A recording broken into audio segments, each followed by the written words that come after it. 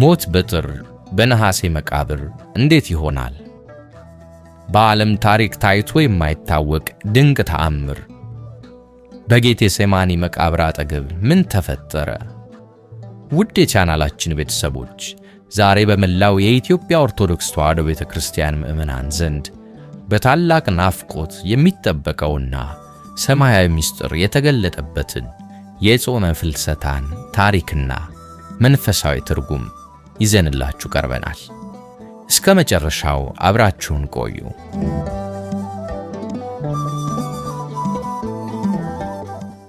የዓለም መድኃኒት የተገኘባት የምድርና የሰማይ ንግሥት እመቤታችን ቅድስት ድንግል ማርያም በዚህ ምድር ላይ ያሳለፈችው 64 ዓመታት ሙሉ በሙሉ በእግዚአብሔር ፍቃድና ድንቅ ተአምራት የተሞላ ነበር።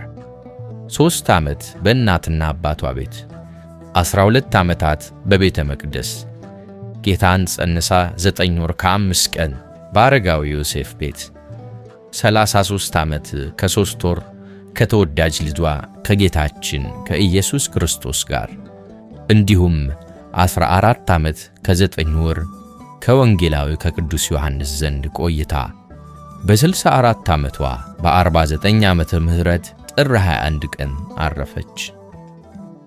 በዚያች ታላቅ ዕለት ቅዱሳን ሐዋርያት በታላቅ ፍቅር ተሰበሰቡ።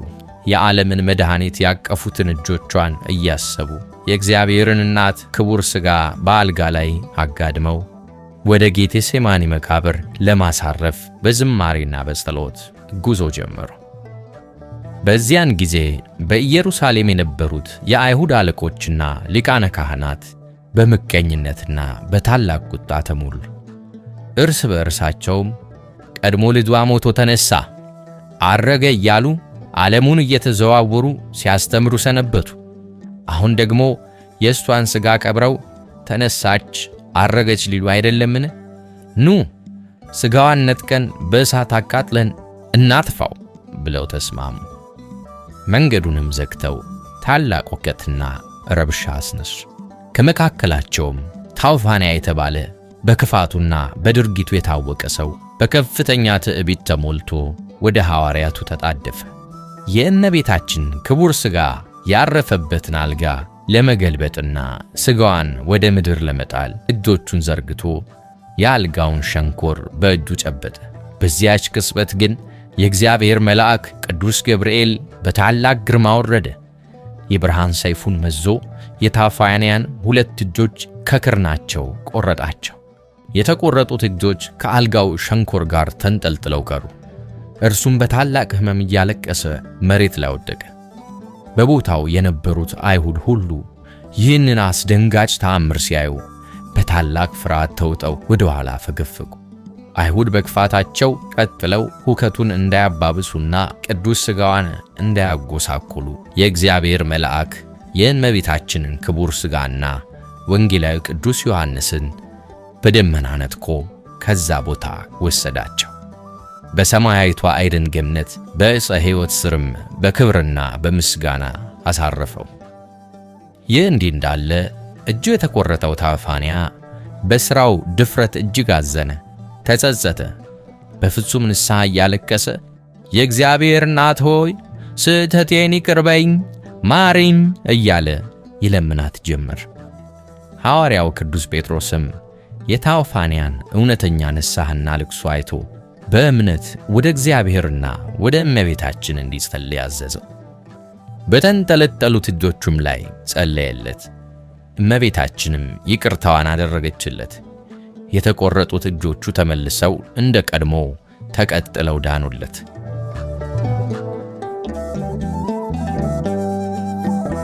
ከዚያም ወንጌላዊ ቅዱስ ዮሐንስ ከገነት ተመልሶ ሲመጣ ቅዱሳን ሐዋርያት በከፍተኛ ጉጉትና ሐዘን ተከበው የእናታችን የእመቤታችን ክቡር ሥጋ ወዴት ደረሰ ብለው ጠየቁት። ቅዱስ ዮሐንስም እግዚአብሔር በተአምር ከሕዝቡ ሁከት እንደሰወራትና በኤደን ገነት በዕፀ ሕይወት ስር እንዳሳረፋት ነገራቸው። ሐዋርያትም ይህንን ሲሰሙ የእናታችንን ቅዱስ ሥጋ ሳንሳለምና ሳንቀብር እንዴት ዝም ብለን እንቀመጣለን ብለው ከነሐሴ 1 ቀን ጀምሮ በጾምና በጸሎት ሱባኤ ያዙ። በ14ኛው ቀንም አምላካችን ኢየሱስ ክርስቶስ ሥጋዋን ከገነት አምጥቶ ሰጣቸው። ሐዋርያትም በዚያው ዕለት ነሐሴ 14 ቀን የእመቤታችንን ክቡር ሥጋ በጌቴሴማኒ መቃብር በጥንቃቄ አሳረፉት። እመቤታችን በጌቴሴማኒ በተቀበረችበት በሦስተኛው ቀን በነሐሴ 16 ቀን እንደ ተወዳጅ ልጇ ሞትን ድል አድርጋ ከሙታን ተለይታ ተነሳች። ቅዱሳን መላእክት በታላቅ ዝማሬና እልልታ እያመሰገኗት በብርሃን ሰረገላ ወደ ሰማያት ስታርግ በህንድ አገር አስተምሮ በደመና ተጭኖ ይመጣ የነበረው ሐዋርያው ቅዱስ ቶማስ በከፍታ ላይ ሆኖ ተመለከታት።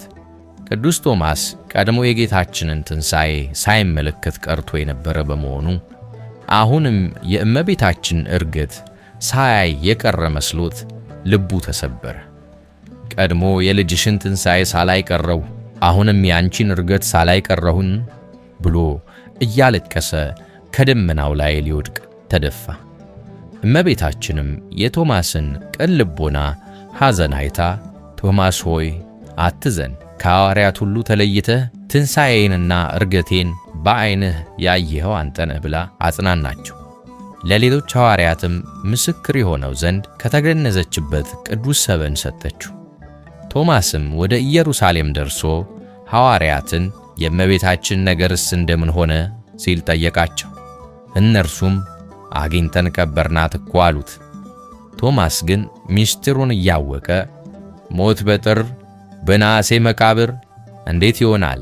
ተነስታ አርጋለች እንጂ መቃብር ውስጥ አትቀርም አላቸው።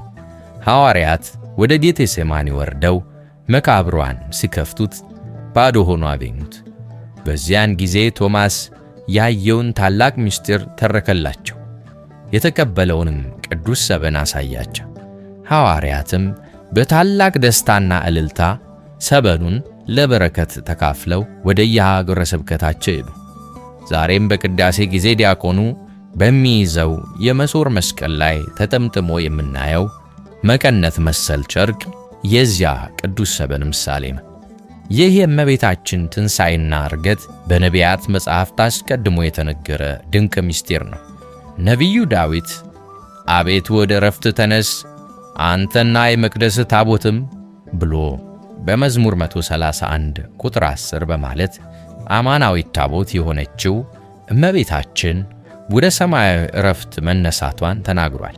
ንጉሥ ሶሎሞንም ወዳጄ ሆይ ተነሽ፣ ውበቴ ሆይ ነይ መኃልየ መኃልይ ምዕራፍ 2 ቁጥር 10 በማለት የጌታችንን ጥሪ ገልጿል። እንዲሁም በመዝሙር 45 ቁጥር 9 ላይ በወርቅ ልብስ ተጎናጽፋና ተሸፋፍና ንግሥቲቱ በቀኝህ ትቆማለች ተብሎ እንደተጻፈ እመቤታችን በልጇ በቀኝ የክብር ቦታ ተቀምጣለች። በሚቀጥለው ዓመት ሐዋርያት ቶማስ በዐይኑ ያየውን ዕርገት እኛስ እንዴት ይቀርብናል ብለው ከነሐሴ 1 ቀን ጀምረው ድጋሚ ሱባኤ ገቡ። በ16ኛው ቀን ጌታችን ቅዱሳን መላእክትን አስከትሎ ከእመቤታችን ጋር በመምጣት ዕርገቷን በአካል አሳያቸው። በሰማያዊውም ቅዳሴ ባረካቸው። ዛሬም በኢትዮጵያ ኦርቶዶክስ ተዋሕዶ ቤተክርስቲያን ይህ የሐዋርያት አሰረ ፍኖት ተጠብቆ መኖር ከ7 ዓመት በላይ ለሆኑ ክርስቲያኖች በአዋጅ ከታወጁት 7 አጽዋማት አንዱ ሆኖ ይጾማል። ፍልሰታ። ፍልሰታ ማለት ከአንድ ቦታ ወደ ሌላ ቦታ መፍለስ ማለት እንደሆነ ሁሉ ምዕመናንም ከኃጢአት ወደ ጽድቅ ከጨለማ ወደ ብርሃን የሚፈልሱበት ታላቅ የጸሎትና የሱባኤ ወቅት ነው። በዚህ የሱባኤ ወቅት አባቶችና ምዕመናን ከሌሊቱ 6 ሰዓት ጀምሮ ቤተክርስቲያን በማደር የአባ ጊዮርጊስ ዘጋስጫን የሰዓታት ጸሎት ይጸልያሉ። በቀን ደግሞ የአባታችን ቅዱስ ኤፍሬምን ውዳሴ ማርያም ትርጓሜ እየተረጎሙ በአባ ሕርያቆስ ቅዳሴ ማርያም ያስቀድሳሉ። ውድ የቻናላችን ቤተሰቦች ይህ ድንቅ ታሪክና ሰማያዊ በረከት ለብዙዎች እንዲደርስ ይህን ቪዲዮ ላይክ እና ሼር በማድረግ ለወዳጁ ያጋሩ። የዛሬው ታሪካችን ምን አስተማራችሁ? በኮሜንት መስጫው ላይ ጻፉልን።